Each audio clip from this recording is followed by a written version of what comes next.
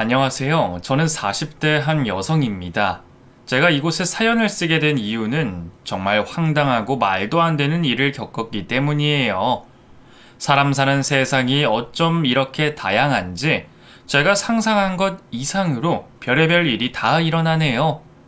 제가 황당한 일을 겪으면서 이 세상에 사랑이나 우정 따위가 있기나 한 건지도 의심스럽더군요.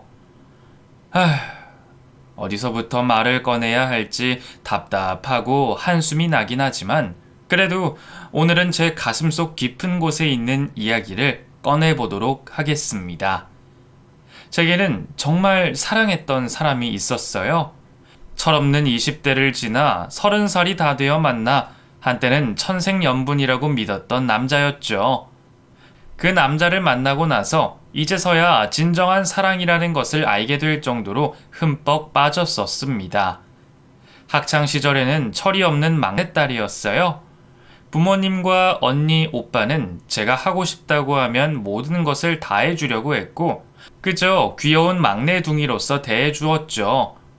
돈 걱정도 별로 하지 않았고, 학교 성적도 그다지 신경 쓰지 않으면서 재미나게 지냈었어요.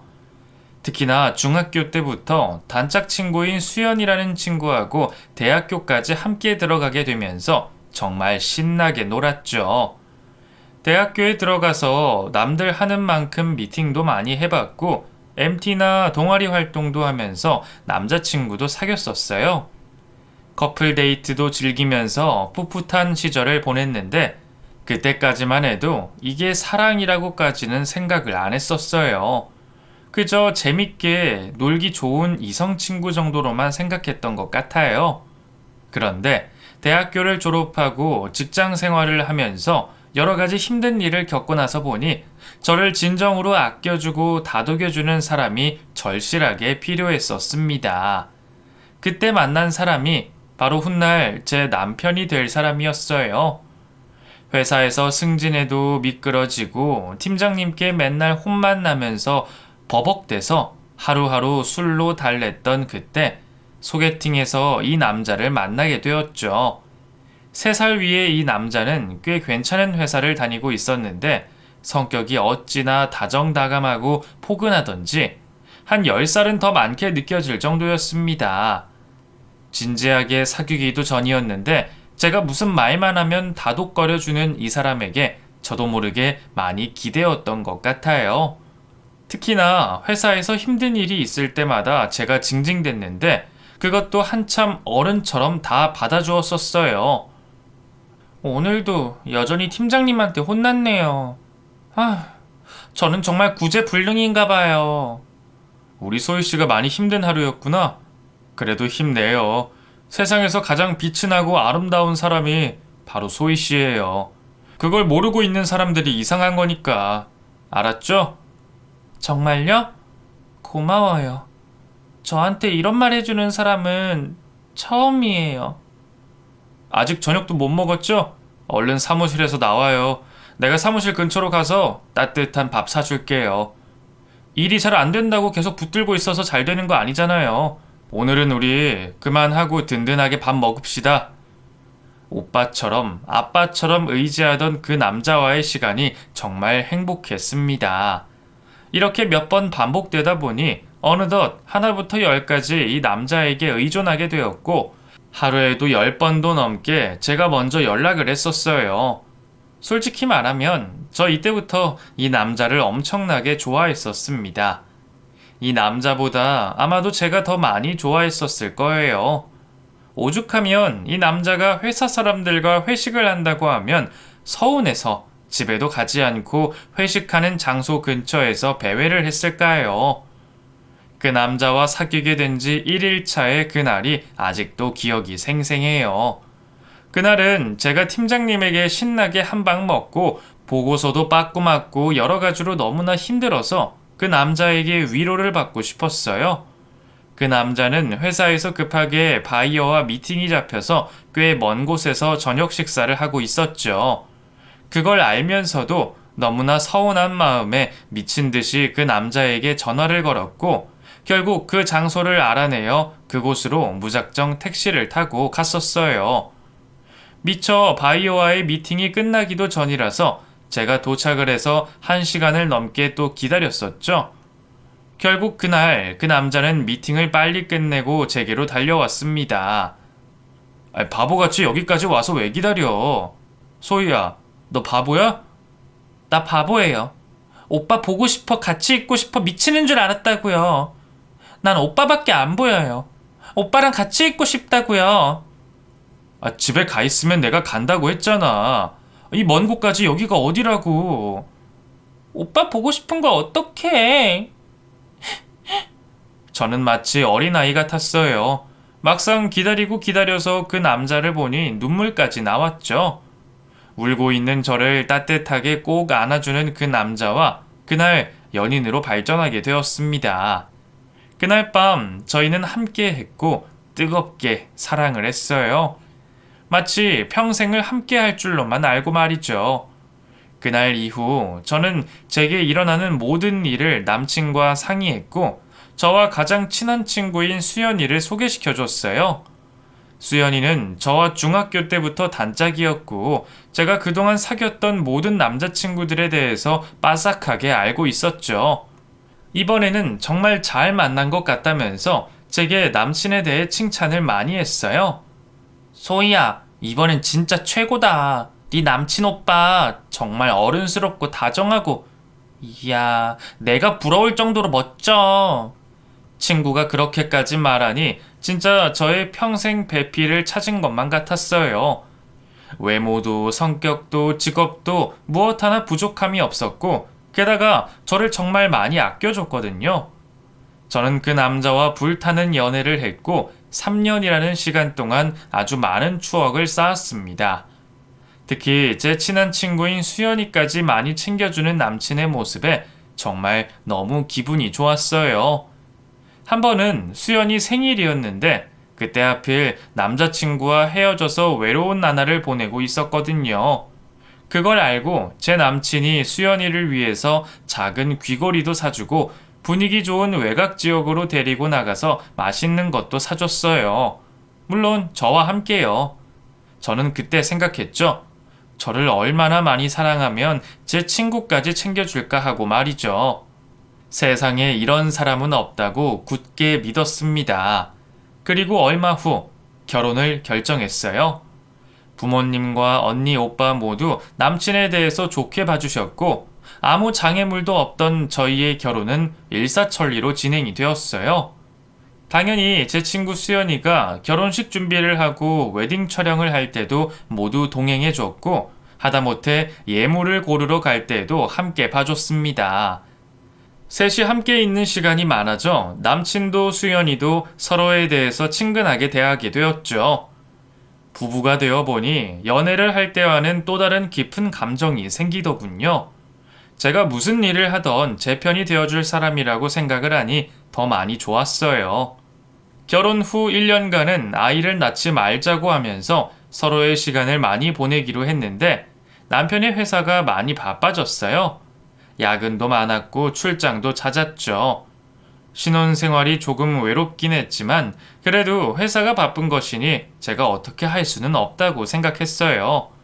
그러다 우연히 남편의 핸드폰을 보게 되었는데 제 친구 수연이와 주고받은 문자가 조금 거슬리더군요.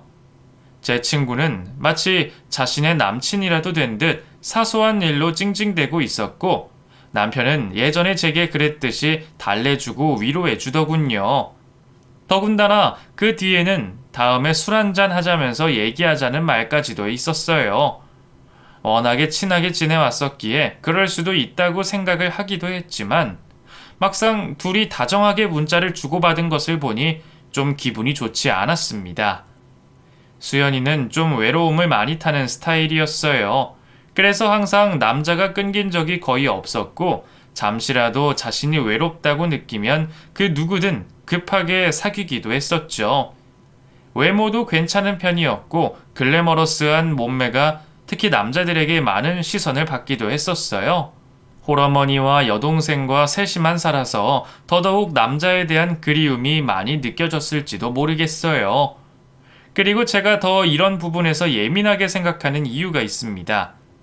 대학생 시절 친구 수연이와 함께 미팅을 나갔었는데 그때 제가 마음에 든다고 했던 남자가 있었거든요. 그런데 나중에 알고 보니 제 친구와 둘이 몰래 사귀고 있더라고요. 제 앞에서는 아무 일도 없는 척 하더니 뒤로 하는 행동이 너무 황당해서 왜 그랬냐고 물었더니 오히려 제게 당당하게 그녀가 말했었죠. 야, 무슨 그 남자가 네 거냐? 니네 사귀고 그런 것도 아니잖아. 근데 뭘 그렇게 흥분을 해? 그래도 내가 먼저 좋아한다고 말했었잖아. 우리 소희 너무 순진한 거 아니냐? 세상 쉽지 않다 소희야. 귀엽고 순진한 우리 소희. 그녀는 남자에 대한 경험도 많았었기에 대수롭지 않게 생각했어요. 오히려 제가 너무 순진한 바보라고 얘기하더라고요. 그랬기에 저는 더욱 예민해져 있었어요. 그래서 그 뒤부터는 제 친구와 남편이 다 같이 함께하는 자리를 만들지 말아야겠다고 다짐했죠. 그리고 남편에게 은근슬쩍 물어봤어요. 자기야, 혹시 수연이랑 단둘이 따로 만난 적도 있어? 뭐? 그게 무슨 소리야, 갑자기?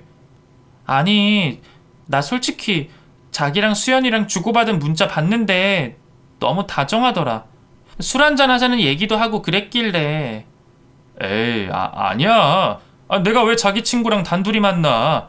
아니야. 그리고 수연이는 당신의 가장 친한 친구잖아. 문자로 한 거는 당신 가장 친한 친구니까. 그래서 그렇게 한 것뿐이야. 그거 아니면 내가 연락할 이유도 없지. 안 그래? 아무튼 나는 자기랑 너무 다정하게 문자 주고받는 거 싫으니까 그런 줄 알아. 앞으로 또 그러면 나 진짜 화낸다. 알았어. 쓸데없는 걱정은 하지도 마세요. 네, 왕비님.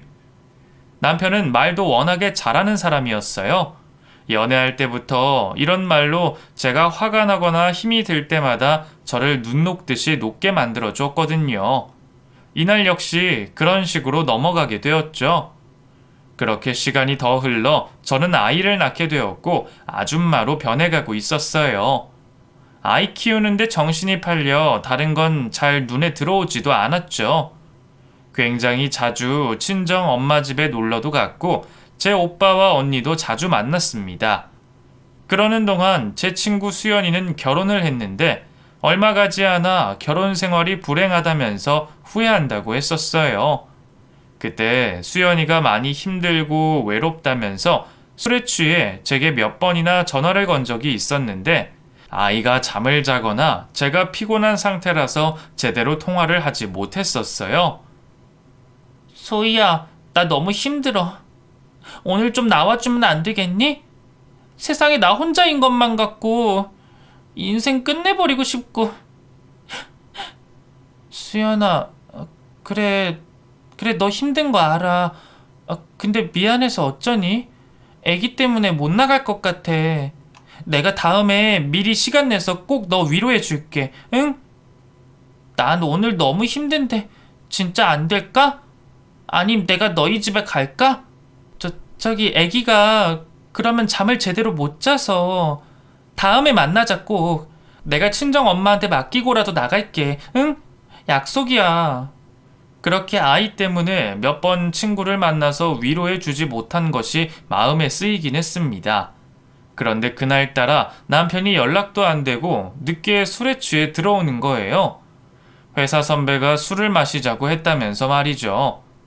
이렇게 갑작스럽게 얘기를 할 사람이 아니라서 전화를 몇 번 걸었는데도 전화는 받지 않고 문자만 보내는 것이 뭔가 마음에 걸리더라고요.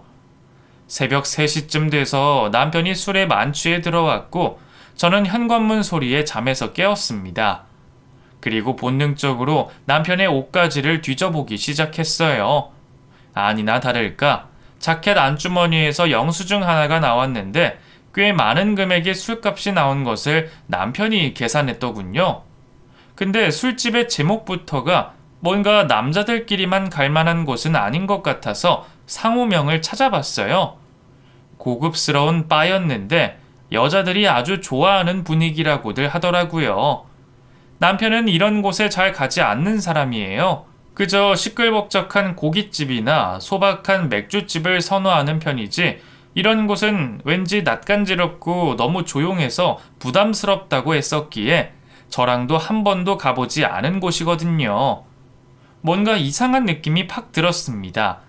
특히나 그날은 제 친구인 수연이가 제게 힘들다며 술 마시러 나오라고 했던 날이었거든요. 불이 나게 핸드폰을 또 열어봤어요. 그런데 이미 핸드폰에 있던 메시지는 다 삭제가 되어버린 상태라서 아무것도 찾을 수 있는 방법은 없었습니다.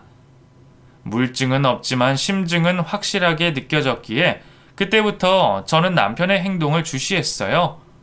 제가 아이한테 온 정신이 팔려있는 틈을 타서 뭔가 딴짓을 할 수도 있겠다는 강한 생각이 들더라고요. 그래서 더욱 남편의 일거수일투족을 하나하나 간섭하기 시작했어요. 그러면서 자연스럽게 남편과 다툼이 잦아졌습니다. 오늘은 또 왜 늦어? 나만 혼자 애기 낳고 키우냐? 당신도 그럼 일찍 와서 같이 아이 봐야지. 어딜 맨날 그렇게 가?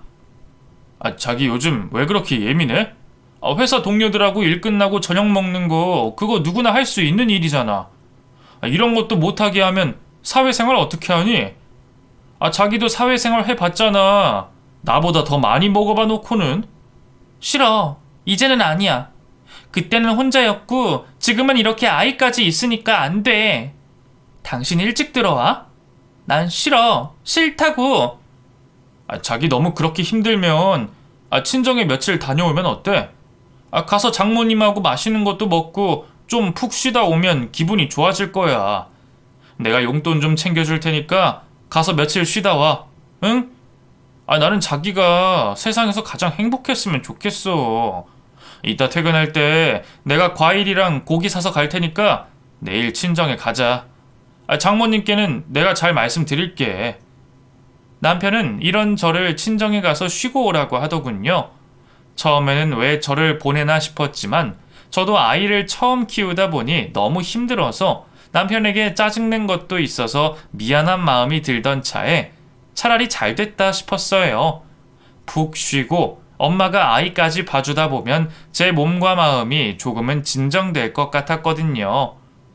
남편이 사다 준 과일과 고기, 그리고 봉투에 넣어준 용돈까지 잘 챙겨서 다음날 친정으로 향했습니다. 아이와 제 옷을 한가득 챙겨서 한 5일은 실컷 쉬다 올 생각이었죠. 여자들에게 친정이라는 존재는 하늘과도 같아서 그냥 가기만 하면 모든 것이 다 해결되는 기분이었어요. 저도 그때 그런 마음으로 너무나 편안하더라고요. 그렇게 3일쯤 지났으려나 남편에게 몰래 서프라이즈를 해주고 싶었습니다. 오랜만에 아이 없이 단둘이 데이트도 하고 싶었고요. 엄마는 제게 예쁜 옷을 입고 화장까지 하고 나서 남편 회사로 몰래 찾아가라고 조언을 해주셨어요. 남자들은 아무리 그래도 자기 부인이 예쁘길 바래. 애를 낳고 힘든 상황일지라도 여자는 여자라고 생각하거든. 오늘 예쁘게 하고 몰래 한번 가봐. 아주 깜짝 놀랄 거야. 애기 생각하지 말고 둘이 오붓하게 밥도 먹고 또 밖에서 자고 와도 돼. 모처럼 신혼 분위기 좀 듬뿍 내봐. 엄마 말을 듣고 아직 결혼하지 않은 언니의 옷장에서 예쁜 옷을 꺼내 입고 모처럼 화장도 진하게 해봤어요. 그리고 나서 아이를 친정 엄마에게 맡기고 집을 나섰죠. 이때 기분이 얼마나 좋던지 마치 구름 위를 걷는 것 같았답니다. 남편이 뭐라고 할까? 오늘 어떤 시간을 보내게 될까 설레이는 마음에 계속 입가에는 미소가 떠나질 않았죠. 드디어 도착한 남편의 회사 앞에서 저는 남편에게 전화를 걸어봤어요. 남편은 바쁘다고 전화를 받는 대신 문자가 왔고 퇴근하려면 조금 시간이 걸릴 것이라고 했습니다. 남편의 사무실이 딱 보이는 카페에 앉아 그렇게 남편이 나올 때까지 기다리기로 하고 자리를 잡아 앉았어요. 그런데 그 순간 어디서 낯이 익은 여자 한 명이 사무실 앞쪽 도로변에 서 있는 거예요. 글래머러스한 몸매하며 스타일이 꼭 제 친구 수연이 같더라고요. 수연이는 집도 이곳에서 꽤 멀고 남편 회사도 다른 곳인데 여기 왜 서 있을까 하는 생각이 들던 그 순간 지하 주차장에서 남편의 차가 딱 나오더니만 그녀 앞에 멈추는 겁니다. 순간 너무 놀라서 마시고 있던 커피를 흘릴 정도였어요. 저는 저도 모르게 그 장면을 핸드폰 카메라로 찍게 되었고 본능적으로 그 자리에서 일어나서 밖으로 뛰쳐나갔습니다. 그리고는 바로 앞에 있던 택시를 잡아 타서 저 차를 쫓아달라고 얘기했어요. 무슨 용기가 났는지 모르겠지만 그때는 그게 본능적으로 나왔던 것 같아요. 웃으면서 제 남편의 차를 탄 수연이의 얼굴이 계속 머릿속에 떠올라 미쳐버릴 것 같으면서 저는 남편의 차를 뒤쫓았습니다. 남편의 차는 바로 외곽 지역으로 나가는 길을 탔고 잠시 후 분위기가 좋아 보이는 어떤 고급스러운 호텔로 들어갔어요. 잠시 그 차가 주차하는 시간을 밖에서 기다렸고 저는 그 둘이 차에서 내려서 호텔로 들어가는 모습을 휴대폰으로 고스란히 찍었습니다. 어떻게 사람이 이럴 수가 있을까요? 사람의 탈을 쓰고 어떻게 이런 행동을 할 수가 있는지 정말 미쳐버릴 것 같았어요. 저 둘은 제 남편이고 저와 가장 친한 친구잖아요. 온몸이 바들바들 떨리고 꺽꺽대며 울음을 토해내고 있으니 택시기사 아저씨가 휴지를 주시며 괜찮냐고 물어보셨습니다. 저기 괜찮아요? 지금 병원에 먼저 가보셔야 할 것 같은데 일단 그 정도 사진 찍어뒀으니까 병원부터 가세요. 아니에요 아저씨. 아니에요. 제가 지금 병원에 가서 뭐 하겠어요. 지금 그렇게 온몸을 발발 떨고 있는데 병원에 가셔야죠. 병원에 가서 몸 건강하게 만들어야 복수도 하고 뭣도 할 거 아닙니까? 이런 손님들 여러 태워봤어요. 괜히 힘도 없는 상태로 덮쳤다가는 역으로 공격당할 수 있어요. 그러니까 내 말 듣고 이미 증거도 잡았으니까 몸부터 챙겨요. 그리고 준비해요. 저는 택시기사 아저씨가 데려다준 병원에 일단 들어가게 되었어요. 택시에서 내리면서 바닥에 엎어질 정도로 온몸에 힘이 풀려버린 상태인지라 그때 만약 병원에 안 갔으면 큰일 날 뻔했습니다. 링거를 맞으며 누워있는데 별의별 생각이 다 들더군요. 그렇게 달콤한 말로 저를 친정에 보내놓고 제 친구와 저런 짓을 하려고 그랬나 싶어서 미칠 정도였어요. 잠시 후 흥분된 마음을 가라앉히고 제 친구인 수연이의 남편에게 전화를 걸어 사실을 말해주었습니다. 사진도 함께 보내줬고요. 수연이의 남편은 굉장히 철두철미하고 계획적인 사람이었거든요. 그래서 수연이가 살기가 너무 힘들다고 할 정도였죠. 수연이의 남편은 수연이가 친정 동생네 집에 가 있는 걸로 알고 있더군요. 저는 그 장소를 고스란히 말해줬고 얼마 지나지 않아 제가 있는 병원으로 급히 달려왔습니다. 그리고는 저와 함께 그 둘이 들어가 있는 모텔로 들어가 1층에서 그들을 기다렸어요. 잠시 후 그들은 아주 다정하게 팔짱을 끼고 그곳을 나왔고 그 모습을 본 저와 수연이의 남편은 이성을 잃어버리고 말았습니다. 이것들이 감히 이 짐승들이 이렇게 나를 기만해? 너네 오늘 죽어봐라. 같이 죽자 같이 죽어. 아니 여보 여긴 어떻게 온 거야? 지금 나 미행한 거야? 그래 네가 내 친구랑 같이 이런 곳에 오니 내가 미행을 하지 않았냐? 맛이 어떠냐 이것들아. 너네 아주 사회에서 매장당할 줄 알아. 내가 가만 안 둬 이 쓰레기 같은 것들아. 수연이는 제 얼굴을 보면서 사색이 되어 아니라고 오해라고 말을 하더군요. 소희야 오해야 오해. 그냥 너무 피곤해서 잠깐 쉬었다가 쉬어. 이년아 이 사람은 내 남자야. 내 남편이라고 내 거라고. 네가 어떻게 나한테 이렇게 뒤통수를 치냐? 오해는 무슨 오해. 너 아까 내 남편 회사 앞에서 웃으면서 그 차에 타는 거부터 내가 뻔히 다 봤는데. 넌 그냥 이런 년이야. 옛날부터 뒤로 호박씨 까고 남자 없이는 못 사는 년이라고. 이 쓰레기야. 뭐? 쓰레기? 말이 너무 심하잖아. 아니라니까? 네가 봤어? 우리가 뭐 하는지 봤냐고. 안 봐도 충분히 이것만으로도 증거가 돼. 간통죄는 이미 없어진 지 오래니까 그냥 너는 상간녀 위자료나 준비해라. 더 이상 쓰레기 같은 너랑 말 섞기도 싫으니까. 저는 친구에게 고래고래 소리를 질렀고 남편의 멱살을 잡고 뺨을 세게 내리쳤어요. 그리고 연이어 제 친구의 남편 역시 그 둘을 어떻게 하지 못해 부들부들 떨면서 소리를 지르고 난리도 아니었죠. 그야말로 난장판이 따로 없을 정도였습니다. 모텔 사장님은 저희들을 뜯어 말리느라 정신도 없었고 잠시 후 경찰까지 출동해서 저희 4명을 억지로 떼어냈죠. 하다하다 이 나이에 이런 꼴까지 당하고 있는 제 모습에 저 스스로가 너무 비참했습니다. 혼자서는 도저히 감수할 수가 없어 바로 친정엄마와 언니 오빠에게 전화를 걸었고 친정오빠는 제 남편을 찢어 죽인다고 난리도 아니었어요. 저는 택시를 불러서 친정으로 다시 돌아갔고 수연이는 자기 남편의 차를 타고 갔습니다.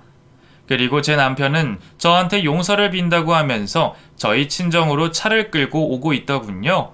하지만 이미 엎질러진 물인데 어떻게 용서가 되겠어요? 친구와 남편은 저를 철저하게 기만했잖아요. 친정에 도착하자 언니와 오빠는 제 남편의 옷이 찢어질 정도로 잡아당겼고 남편은 제 오빠에게 주먹으로 얼굴 한 대를 얻어맞아 코피까지 났습니다. 더 이상 꼴도 보기 싫으니 온 가족이 곧바로 이혼을 준비하라고 하셨어요. 더러운 몸으로 어딜 들어와? 당장 나가게. 너 같은 놈은 애비 될 자격도 없는 놈일세. 어디 여자가 없어서 와이프 친구랑 바람을 피고 말이야. 세상 무서운 줄도 모르고 부인을 친정으로 보내놓고 아주 계획적으로 바람을 피워? 이런 인간 말종 같은 놈. 당장 나가, 당장! 저는 그 후로 오빠가 소개시켜준 이혼 전문 변호사를 만나 상간녀에 대한 소송까지도 함께하면서 이혼을 진행했어요. 다행히 모든 사실이 인정돼서 위자료도 받을 수 있었고 양육권도 가져올 수 있었어요. 친정 오빠와 언니는 제 집에 있던 짐을 다 가지고 나와서 친정으로 옮겨뒀고 쓰레기 같은 인간과 더는 한 공간에 있지 말라고 철저하게 선을 그어줬어요. 그리고 제 남편뿐만 아니라 제 친구인 수연이에게도 전화를 걸고 직접 찾아가서 시원하게 뺨까지 몇 대 날려줬다고 하더군요. 저는 그 후로 수연이를 본 적이 없습니다. 말을 들어보니 저희 가정처럼 그 가정도 파탄이 나서 이혼녀로 살아가고 있다고 알고 있고요. 더 어처구니 없는 것은 제 남편은 저와 이혼을 하고 수연이와 계속해서 만남을 이어갔다고 하더군요. 어쩌면 그렇게도 파렴치한지 이혼을 당하고도 정신을 못 차리고 만났나 봅니다. 알고 싶지 않아도 주변 사람들을 통해서 들어오는 이 얘기들 때문에 저는 정신과까지 다닐 정도로 심각한 고통을 받았어요. 아이는 커가는데 제가 이렇게 넋놓고 있으면 안 되겠다 싶어서 미친 듯이 일자리를 찾았고 목숨 걸고 일에 매진했습니다. 다행히 엄마가 아이를 많이 봐주셨기 때문에 저는 일을 하면서 돈도 모을 수 있었고 정신도 차릴 수가 있었죠. 하지만 등본상에 없는 아빠의 이름, 그리고 어느 모임이건 엄마 혼자만 있는 서러움은 도무지 감출 수가 없더라고요. 아이가 어렸을 때는 그런 걸 전혀 모르고 있다가 유치원, 학교에 들어가면서부터는 아빠에 대한 이야기를 종종 하는데 가슴이 찢어지는 것 같았어요. 엄마, 우리 아빠는 왜 안 와? 왜 맨날 엄마 혼자 와? 친구들이 그러는데 우리 엄마 아빠가 이혼한 거래. 집에도 같이 안 살고 이런 데도 안 오는 건 이혼한 거라고 하던데. 정말 이혼이야? 난 엄마 아빠 다 같이는 영원히 못 사는 사람이야? 아이의 물음에 적절한 대답조차 찾지 못하는 엄마의 심정을 아마 경험해보지 못하신 분들은 모르실 겁니다. 할머니, 삼촌, 이모가 아무리 많아도 아빠의 빈자리는 채워줄 수 없더라고요. 참 씁쓸했습니다. 이런 시간을 겪을 때마다요. 새로운 가정이라도 꾸려야 하나 싶은 생각도 들었어요. 실제로 일을 하는 곳에서 저를 좋게 생각하고 접근해 오는 남자도 있었습니다. 그쪽도 아이를 키우는 싱글 대디였는데 힘들고 어려운 상황을 함께 헤쳐나가자고 하더라고요. 그 남자와 가끔 하는 연애는 너무나 좋았지만 제 아이를 생각하면 도저히 재혼은 못하겠더라고요. 아이는 아직 그럴 마음의 준비가 되어 있지 않았거든요. 전 남편은 제 친구인 수연이와 계속해서 살고 있는지 어쩐지 이제는 소식도 잘 모르는 채로 10년이라는 시간이 흘렀습니다. 그동안 철없이 징징대던 제 성격은 아주 많이 변했어요. 무슨 일이든 잘 말하지 않고 힘들고 어려운 일이 있으면 혼자 속으로 참으며 소주로 달래는 스타일로 말이죠. 그동안 동창회도 나가지 않았고 친한 친구들의 연락도 거의 다 무시한 채로 제 아이만 보고 살았습니다. 그러던 어느 날 모르는 전화번호로 전화가 한 통 걸려왔더군요. 받을까 말까 고민하다가 받아보니 다름 아닌 제 전남편과 바람이 난 수연이었어요. 저기 소희야, 나야 수연이. 제발 전화 끊지 마. 나랑 갈 곳이 있어. 네가 꼭 봐야 할 곳이 있다고. 너 오늘 일 안 하지? 친정에서 지내고 있는 거 맞지? 내가 이따가 데리러 갈게. 너한테 보여줘야 할 곳이 있어. 뭐? 네가 나한테 뭘 보여줘? 더 이상 너한테 충격받을 일이 또 남았냐? 이번에는 뭘 보여주려고 그러냐? 나 더 이상은 너랑 연관되고 싶지도 않고 네 꼬라지 보고 싶지도 않아. 그래, 알아. 다 알아. 알았으니까 가보자. 거기만 가보자고. 내가 이따 5시까지 갈게. 너네 친정집 앞으로. 수연이는 저를 데리러 온다는 말만 하고 전화를 뚝 끊어버렸어요.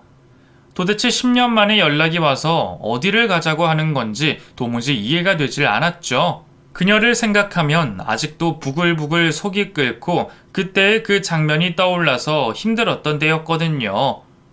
시간이 아무리 지나도 그때의 그 충격은 평생 지워지지 않을 거예요. 정말 5시가 되니 친구인 수연이가 찾아왔습니다. 이렇게까지 말을 하니 어디로 가는지 한번 가보고 싶긴 하더라고요. 이제 와서 뭐 더 이상 충격받을 일이 뭐가 있겠어요. 10년 만에 만난 그녀의 얼굴은 마음고생이 심했는지 많이 늙어 보이더라고요. 푸석푸석 건조해진 것 같은 얼굴에 화장도 제대로 하지 못한 그녀의 얼굴이 눈에 띄었습니다. 어색함을 깨고 그녀가 입을 열었어요. 저기 나와줘서 고마워. 나 많이 변했지. 이제 와보니 네가 어떤 심정으로 살았을지 알 것 같다. 나 쓰레기였어. 정말 미안하다, 소희야. 내가 뭘 부귀영화를 누리겠다고 친구 남편을... 아, 정말 미안해. 쓰레기인 거 이제 알았니? 도대체 어디를 가는 거야? 너 같은 쓰레기랑 같은 차에 타고 있는 것조차 역겨운데. 그래, 알아. 조금만 참아. 금방 도착해. 너도 실제로 직접 봐야 할 것 같아서. 그놈이 어떤 놈인지. 친구는 어떤 화려한 건물 지하 주차장으로 들어가더군요. 그리고는 엘리베이터를 타는데 웨딩홀 같은 곳의 버튼을 눌렀어요. 아무 말 없이 저는 친구를 따라가기만 했는데 도착해보니 그곳은 돌잔치가 진행되는 곳이었어요. 사람들이 꽤 많았고 저 멀리 끝쪽에는 한복을 입은 부부와 아이가 함께 있는 것 같았습니다. 그런데 이상하게 저 멀리 아는 얼굴들 몇몇이 보이는 거예요. 전 남편의 회사 사람들, 그리고 전 남편의 부모님까지도 말이죠. 뭔가 이상해서 제 친구 수연이의 얼굴을 쳐다보니 이미 그녀는 얼굴이 울그락불그락해지면서 입으로 쌍욕을 중얼거리고 있었어요. 이런 쓰레기 같은 잡놈들, 내가 가만 안 둘 거야 오늘. 내가 잡아서 다 없애버릴 거라고. 소희야, 너 똑똑히 봐. 네가 살았던 저 남자가 지금 누구랑 뭘 하고 있는지. 네 아이 아빠로서 정말 부끄러운 놈이야. 아빠 자격도 없는 놈이라고. 뭐? 그 놈이라고? 저 여자는 누구야? 어디서 많이 보던 사람인데? 너 혹시 아는 사람이야? 가까이 가서 잘 봐봐. 저 여자 내 동생이잖아.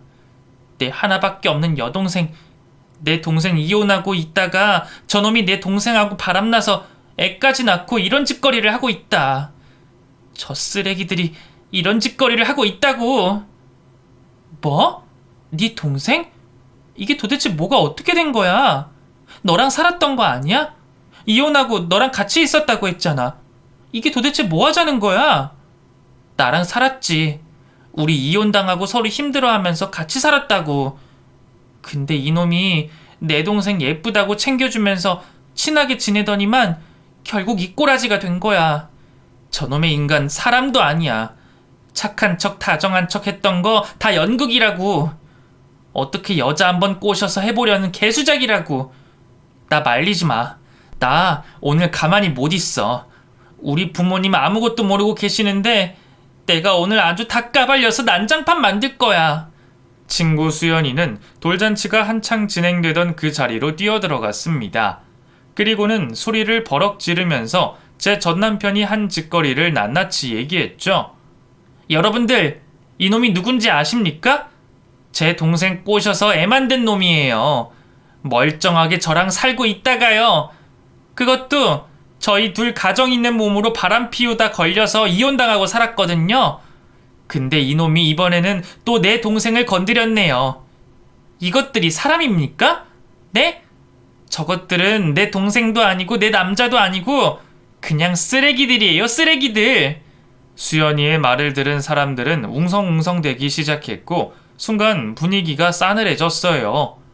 전 남편은 수연이를 말리려고 가까이 다가가서 손목을 잡았는데 수연이는 그런 전 남편에게 주먹으로 얼굴을 내리치고 난리도 아니었습니다.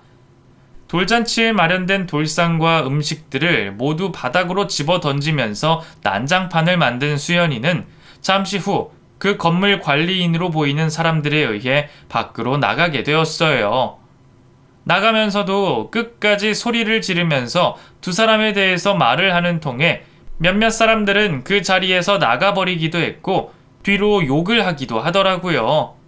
아수라장이 된 돌잔치장에서 멍하니 서 있던 저는 제 전남편과 눈이 마주쳤습니다. 그땐 그 다정했던 눈빛은 온데간데 없고 왠지 날카로워 보이는 그 눈빛이 무섭기까지 하더라고요. 전 남편은 많이 변해 있었던 것 같아요. 환경이 사람을 만든다고 하더니 남편은 많은 변화가 있던 환경에서 이렇게 변해가고 말았어요.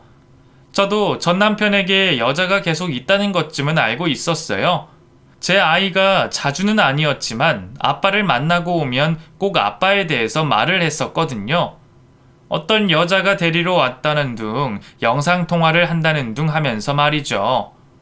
저는 당연히 그 여자가 제 친구인 줄로만 알았어요.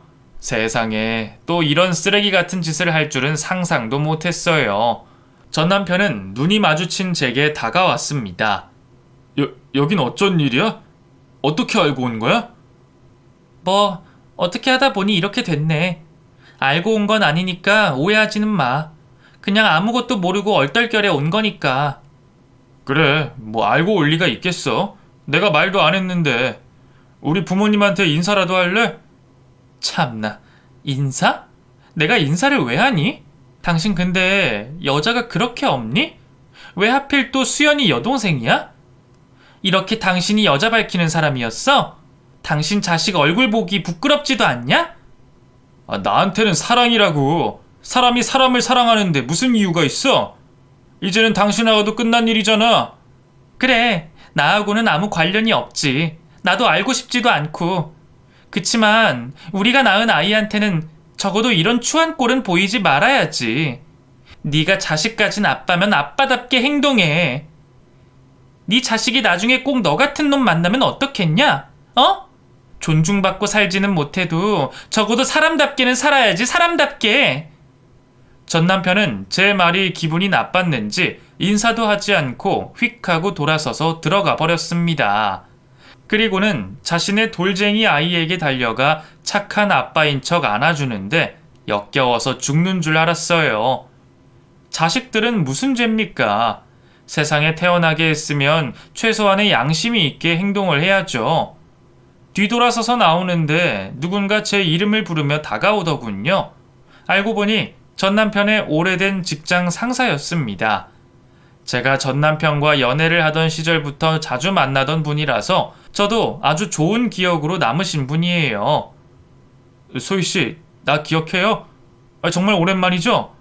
아, 네, 안녕하셨어요? 그러게. 어쩌다 이렇게 이런 자리에서 뵙게 되네요. 참, 제 후배지만 인생 잘못 살고 있는 걸 자신은 모르는 것 같아요. 내가 말은 안 했는데 사실 이놈 예전부터 바람기가 가득했어요. 소희 씨랑 연애할 때도 회사 안에서 썸 타는 여자도 있었고, 나는 항상 그러지 말라고 그러면 안 된다고 말은 해주는데 다 큰 성인이 제 말 듣겠어요? 잘 헤어진 거예요. 저런 놈과 애초에 엮이지 말았어야 했는데 미안합니다. 내가 그때 말을 해줬어야 했는데 이미 청첩장까지 나온 후에 알게 된 거라. 아니에요. 미안하긴요. 제가 바보 같았죠. 저런 놈인 줄도 모르고 그저 겉으로 보이는 것만 생각하고 좋아했으니. 죄송합니다. 이만 가볼게요. 시간이 더 흘러서 나중에는 좀 더 좋은 자리에서 뵙길 바래요. 참으로 씁쓸하더군요. 전 남편의 몰랐던 이야기까지 듣고 나니 제가 정말 바보였었나 봅니다. 외모부터 성격까지 모든 것이 완벽하다고 생각했던 그 남자는 알고 보니 파렴치한 바람둥이였었네요. 이제 와서 그런 거 다 캐고 싶지도 않지만 다만 아이가 너무 걱정이에요. 아빠가 저런 인간이라는 것을 나중에라도 알게 되면 받을 상처가 어마어마할 테니까요. 사람은 고쳐 쓰는 게 아니라고들 하잖아요. 정말 그런 것 같습니다. 절대로 고쳐지지 않아요. 씁쓸하게 돌잔치장을 빠져나오는데 건물 밖으로 쫓겨나던 제 친구 수연이가 다시 건물 안으로 들어왔고 이번에는 자신의 여동생의 머리끄댕이를 잡아당기고 난리도 아니더군요. 이번에는 아주 작정을 하고 온 모양이에요. 여자가 하늘 품으면 온유월에 서리가 내린다고 하잖아요. 아마 제 친구도 그때의 제 심정을 확실하게 알았을 겁니다. 얼마나 가슴이 찢어졌는지 말이에요. 집으로 돌아오는데 왜 이렇게 눈물이 나는지 모르겠더군요. 이미 저와는 10년 전에 인연이 끝난 놈일 뿐인데 말이에요. 그래도 그 사람과 낳은 아이가 있으니 평생을 아마 이 일이 생각날 것 같아요. 하늘도 끊을 수 없는 것이 부모 자식 간 핏줄이라고 하잖아요. 부디 제 아이가 남편의 영향을 받지 않고 아빠가 한 행동을 모르고 밝게 자라났으면 좋겠다는 심정뿐입니다. 집으로 돌아와 아이 얼굴을 보니 또 하염없이 눈물이 흘렀어요. 아무것도 모르고 왜 우냐고 하면서 이번 달에는 아빠를 언제 만나냐고 묻는 천진스러운 아이에게 저는 어떤 말도 해줄 수가 없었습니다. 그렇게 또 시간은 흘렀고 몇 년이 더 지난 후 아이는 아빠와 가끔씩 잘 만나고 있어요. 아이 아빠는 이전에 다니던 회사에서 안 좋은 소문이 싹 퍼져 더 이상은 다닐 수 없는 정도가 되어서 지방으로 이사를 갔고 작은 회사에 다니고 있는 것 같더라고요. 자세히 말은 하지 않았지만 그때 돌잔치를 했던 제 친구 동생과도 관계가 좋지 않아 따로 떨어져 살고 있는 듯 보였어요. 아이가 그러기를 아빠가 지금 혼자 살고 있는데 나중에 아이에게 다 크면 아빠와 같이 살자고 했다고 하더군요. 사람이 죄를 짓고는 못 산다고 하잖아요. 분명히 죄는 자신에게 다시 돌아가게 되어 있습니다. 그러니까 여러분들도 부디 가족에게 피눈물 나는 죄는 짓지 않고 사셨으면 좋겠어요. 어느덧 제 곁에는 든든한 남자친구도 생겼어요. 있는 그대로의 모습을 사랑해주는 이 남자친구를 저는 정말 많이 사랑하고 있습니다. 아이가 더 크고 성인이 되고 나면 저도 조심스럽게 재혼을 할까 생각을 해본 적도 있을 정도로요. 하지만 두렵기도 합니다. 또다시 상처받을 수 있다는 생각도 들 때도 있거든요. 그래도 용기를 내서 새로운 사랑에 도전해 보려고 하고 있답니다. 저와 제 아이의 앞날에 부디 행복한 일들만 있기를 기원해 주세요. 그럼 제 이야기는 여기서 마치도록 하겠습니다. 긴 사연 끝까지 청취해 주셔서 감사드려요.